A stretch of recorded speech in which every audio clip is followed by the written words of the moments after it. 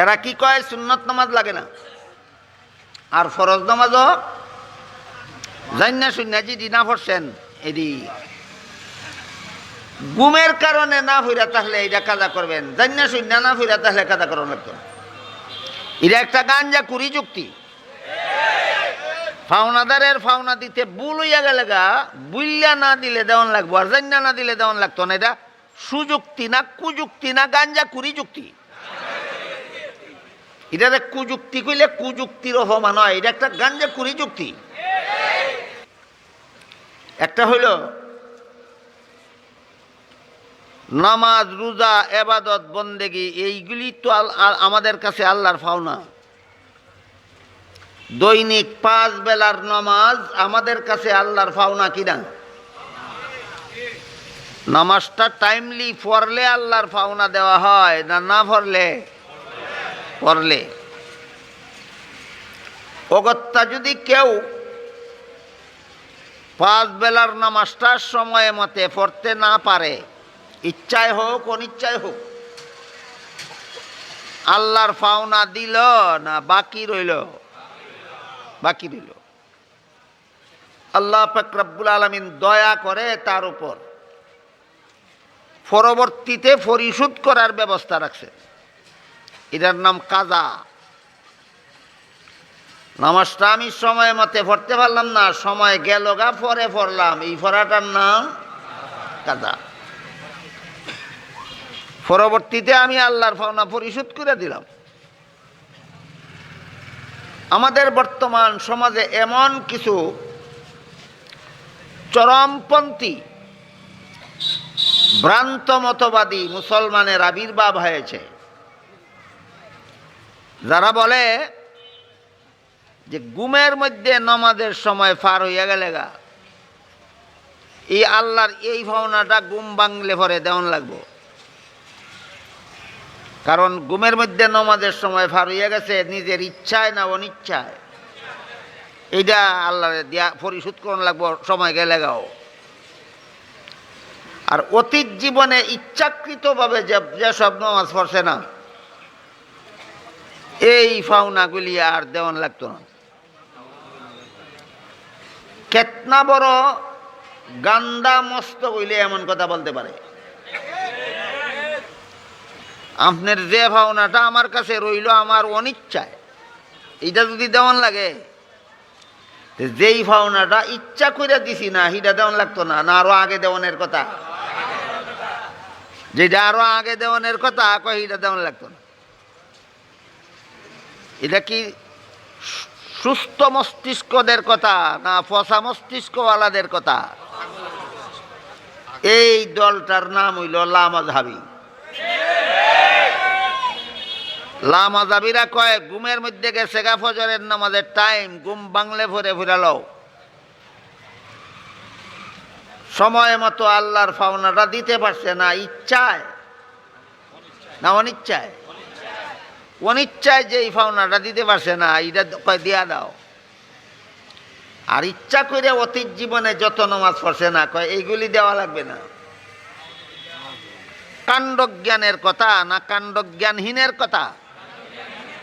কাণ্ডজ্ঞানহীনের কথা। এর সাথে সাথে আবার আরেকটা কথা কয়, সুন্নত নামাজগুলি না পড়লেও চলে। সুন্নত জোহরের 4 রাকাত ফরজ নামাজের আগে আছে 4 রাকাত সুন্নত, জোহরের 4 রাকাত ফরজ নামাজের পরে আছে 2 রাকাত সুন্নত, জুমার 2 রাকাত ফরজ নামাজের আগে আছে 4 রাকাত সুন্নত, জুমার 2 রাকাত ফরজ নামাজের পরে আছে আরো 4 রাকাত বা 6 রাকাত সুন্নত। এইগুলি না পড়লেও চলে। লামাযহাবীরা কয় সুন্নত নামাজগুলি না পড়লেও চলে। না পড়লেও চলে কইয়া আপনাদেরকে কত বড় বিপদ থেকে বাঁচাইতে চায় আমি কথাটা খুব পরিষ্কারভাবে বলতে চাই। সুন্নত নামাজগুলি না, ফরজ নামাজগুলি ইচ্ছাকৃতভাবে না পড়া তাহলে আর ফরন লাগতো না। এটা হলো এরার একটা ফতুয়াবাজি না ফতুয়া, এটা একটা ফতুয়াবাজি। আর একটা ফতুয়াবাজি হইল সুন্নত নামাজ না পড়লেও চলে। সুন্নত নামাজ না পড়লেও চলে কইয়া আপনাদেরকে কত বড় বিপদ থেকে রক্ষা করতে চায়, এটা আমি রাসূলের হাদিসের আলোকে খুব পরিষ্কারভাবে আপনাদের সামনে তুলে ধরতে চাই। হাদিস শরীফে রাসূল করিম সাল্লাল্লাহু আলাইহি ওয়াসাল্লাম বলেন, হাসরের দিনে বান্দার সারা দুনিয়ার জীবনের যত হিসাব নিকাশ হবে, এর মধ্যে আমলের মধ্যে সর্বপ্রথম নামাজের হিসাব হবে। আশা করি আপনারা আরও শুনে থাকবেন উলামায়ে কেরামের মুখ থেকে। হাসরের বিচারে আমলের মধ্যে কোন আমলের হিসাব হবে? সর্বপ্রথম নামাজের। রাসূল বলেন, যেই ব্যক্তি নামাজের হিসাবে খালাস পাইবে সে অন্যান্য সমস্ত হিসাবে খালাস পাইবে। যেই ব্যক্তি নামাজের হিসাবে ধরা খাইবে সে বাকি সবগুলি হিসাবে ধরা খাইবে। তারপরে আল্লাহর রাসূল বলেন, কোন বান্দার নামাজের হিসাব শুরু হইলে পরে যদি দেখা যায় সে কোনো দিনের নামাজে ব্যতিক্রম করছে, ঠিক মতো সময় মতো ফরজ নামাজটা পড়তে পারছে না, সদা সর্বদা না অগত্যা সবসময়ই ফজরের সময় ঘুম থেকে জাগে, ফজরের নামাজ পড়ে, অগত্যা একদিন ঘুম ভাঙল না, ফজরের নামাজটা পড়তে পারল না, এইভাবে কোনো অগত্যা কোনো ব্যতিক্রম যদি তার এই নমাজির কোনো নমাজে হইয়া থাকে, তাহলে 70 রাকাত নফল নামাজের দ্বারা, সুন্নত নামাজের দ্বারা তার 1 রাকাত ফরজ নামাজের ক্ষতিপূরণ দিয়া বান্দাকে নাজাত দিয়া দেওয়া হবে। তাইলে অগত্যা যেদিন ঘুম ভাঙল না আপনার, ফজরের কত রাকাত ফরজ পড়তে পারলেন না, 1 রাকাত ফরজের ক্ষতিপূরণ যদি 70 রাকাত সুন্নতের দ্বারা হয়, তাহলে ফজরের 2 রাকাত ফরজের ক্ষতিপূরণের জন্য কত রাকাত সুন্নতের দরকার পড়ব? 140 রাকাত। একদিনের ফজরের নামাজটা সময় মতে পড়তে না পারলে ক্ষতিপূরণ দেওয়ান লাগবে 140 রাকাত সুন্নত নামাজের দ্বারা। নিজের আমল নামাজ থাকলে না না থাকলে। তাহলে আমাদের জীবনে কি কোনোদিন ফরজ নামাজ পড়তে ব্যতিক্রম হয় না? কোনোদিন কি ফজরের টাইম ঘুমের ভিতর দিয়া যায় না? ধরা খাওয়ার কথা ছিল, ধরা খাওয়ার কথা, কিন্তু প্রতি 1 রাকাত ফরজ নামাজের বিনিময়ে সুন্নত 70 রাকাত আমল নামাজ থাকলে এইটা দিয়ে আল্লাহ ছাইড়া দিবেন। হাদিসটা বুঝে থাকলে এবার বলুন, যাদের জোহরের আগের 4 রাকাত সুন্নত লাগে না, জোহরের পরের 2 রাকাত সুন্নত লাগে না, যাদের মাগরিবের পরের 2 রাকাত সুন্নতেরও দরকার নাই, যাদের এশার পরবর্তী 2 রাকাত সুন্নতের দরকার নাই, যাদের কাবলাল জুম্মা 4 রাকাত সুন্নত পড়া লাগে না, যাদের বাদাল জুম্মা 4 রাকাত সুন্নত পড়া লাগে না, এরার জীবনে কোনোদিন এক বেলার ফরজ নামাজও কাজা হইছে না? ক্ষতিপূরণ দিব কি দিয়া? এদের তো ক্ষতিপূরণ দেওয়ার কিছু নাই। কাজী আপনাদেরকেও সুন্নত নামাজ লাগে না কইয়া এত বড় বিপদ থেকে বাঁচাইতে চায় না, এত বড় বিপদ হলাইতে চায়। এইটা বুঝুন, সুন্নত নামাজ লাগে না কইয়া এই ফিতনাবাজ লামাযহাবীরা আপনারা কত বড় বিপদে ফেলাইতে চায়। মুমিন মুসলমানের জিন্দেগির সমস্ত সুন্নত নামাজগুলি তার একটা রিজার্ভ। কোন কাজে লাগবে? ফরজের যে ত্রুটি হইব ওইটার ক্ষতিপূরণের কাজে লাগবে। এই বাটফারের দল আপনারা রিজার্ভ নষ্ট করে দিতে চায়। ড্রাইভারেরা যে গাড়ি চালায় দেখছি মাঝে মধ্যে কয় তেল ফুরাইয়ে গেছে, লাল বাতি জ্বলে। আমি কই তাড়াতাড়ি লও না কেরে? কয় আরো কিছুক্ষণ যাওয়ান যাইব। কেমনে? কয় রিজার্ভও আছে কিছু। হয়নি এরকম? যার রিজার্ভ থাকে শূন্য, হে মধ্য রাস্তায় লাল বাতি জ্বললে যাইব কই? আমি কি বিষয়টা আপনাদেরকে বুঝাইতে পারতেছি? তাহলে সুন্নত নামাজ লাগে না, না বিপদের দিনের জন্য রিজার্ভ হিসাবে স্টকে রাখতে হয়? স্টকে রাখতে হয়, এটার নাম হলো সুন্নত নামাজ। এত বড় বিপদের দিনে আপনাদেরকে বাঁচাইবার জন্য আল্লাহ একটা উসিলা দিয়ে রাখছেন, নবীর সুন্নত নামাজগুলি। এরা এটার থেকে আপনাদেরকে ফিরাইয়া কিয়ামতের দিন বিপদে পড়লে আর যেন ক্ষতিপূরণ দিতে না পারেন, সেই অন্ধকার পথে ঠেল্লা দিতে চায়। এ তো গেল সাধারণ সুন্নতগুলির ব্যাপার। আরেকটা সুন্নত আছে তারাবির সুন্নত।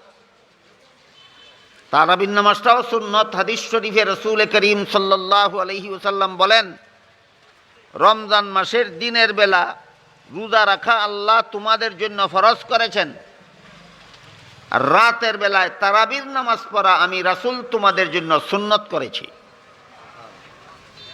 রমজানে দিনের বেলার রোজা হইল আল্লাহর ফরজ, আর রাতের বেলার তারাবির নামাজ হইল রাসূলের সুন্নত। কমপক্ষে 20 রাকাত, কমপক্ষে 20 রাকাত। কথা বুঝলেন কিনা দেখেন, 20 রাকাতের কম কোনো তারাবির নামাজ নাই। 20 রাকাতের কমে কোনো তারাবির নামাজ নাই। লামাজাবিরে কয় 20 রাকাত না, 8 রাকাত। আপনারা যদি কেউ কোনোদিন লামাজাবিদেরকে তারাবির নামাজ পড়তে দেখে থাকেন বা কোন কথা বলতে শুনে থাকেন, অবশ্যই শুনবেন। এরা তারাবির নামাজ 20 রাকাত কয় না, 8 রাকাত কয়, 8 রাকাত কয়। আবার কথায় কথায় হাদিসের দ্বারা দলিল চায়, হাদিসের দ্বারা দলিল দেয়। আপনি কিছু কইলেই কব কোন হাদিসে আছে, আর সে কোনো কথা কইলেই কব অমুক হাদিসে আছে। বলেন তো, বিজ্ঞ আলেম ছাড়া কি কোন মশালার দলিল কোন হাদিসে আছে এটা কি আর কেউ জানে? হে তো সটি বই দেখিয়া 1-2টা হাদিস দেখিয়া গেছে, হে তো কথায় কথায় ইডি কয়, অন্যরা তো জানেই না। সে এমন একটা অবস্থার সৃষ্টি করে, যারা বিষয়গুলি জানে না তারা মনে করে ঠিকই তো, হেরা তো হাদিস দা দলিল দেয়, আপনারা তো হাদিস জানেন না। এরা তারাবির নামাজ 8 রাকাত যে হাদিসটা দিয়া দলিল দেয়, এটা সহিহ বুখারী শরীফের হাদিস। বুখারী শরীফের হাদিসে উল্লেখ আছে, আল্লাহর রাসূল সাল্লাল্লাহু আলাইহি ওয়াসাল্লাম বিতির সহ 11 রাকাত পড়তেন। বিতির সহ, তাহলে 11 রাকাত থেকে বিতিরের 3 রাকাত বাদ দিলে আর ক রাকাত থাকে? এই তো 8 রাকাত। এই হাদিস দিয়া দলিল দেয়। অথচ বুখারী শরীফের যে হাদিসে উল্লেখ আছে রাসূল বিতির সহ 11 রাকাত পড়তেন, বিতিরের 3 রাকাত বাদ দিলে 8 রাকাত থাকে। এই হাদিসে উল্লেখ আছে এই 8 রাকাত নামাজ রাসূল 12 মাস পড়তেন। 12 মাস। যে 11 রাকাতের হাদিস দিয়া, যে 8 রাকাতের হাদিস দিয়া দলিল দিল, এটা রমজানের নামাজ না 12 মাসের নামাজ? এটার নাম তারাবি না তাহাজ্জুদ? কোন হাদিস দিয়া কিসের দলিল দিল? এইটা হইল রাসূলের হাদিস নিয়ে বাটপারি। হে মানুষের টেহা পয়সা নিয়ে বাটপারি করছে না, ধন সম্পদ নিয়ে বাটপারি না, বাড়িঘর নিয়ে বাটপারি না, হে রাসূলের হাদিস নিয়ে বাটপারি করলো। হাদিসে যে আছে রাসূল বিতির সহ 11 রাকাত পড়তেন, বিতিরের 3 রাকাত বাদ দিলে 8 রাকাত থাকে। এই হাদিসের শেষের অংশটা কয় না? হাদিসের শেষের অংশটা কি? এই নামাজগুলি রাসূল সারা বছর রাসূল যেই নামাজ পড়তেন, এটার নাম তারাবি নাকি? শেষের অংশটা কইল না আগের অংশটা কইল? এটা সৎ না অসৎ, সরল না বাটপার? এই বাটপারেরা আপনাদেরকে তারাবির নামে 8 রাকাত পড়াইয়া 12 রাকাত থেকে ফিরাইয়া কত বড় বিপদের দিন আপনারা নাজাতের ব্যবস্থা কইরা দিতেছে। এই কথাটা সর্বস্তরের মুসলমানদের বোঝা দরকার এবং স্মরণ রাখা দরকার।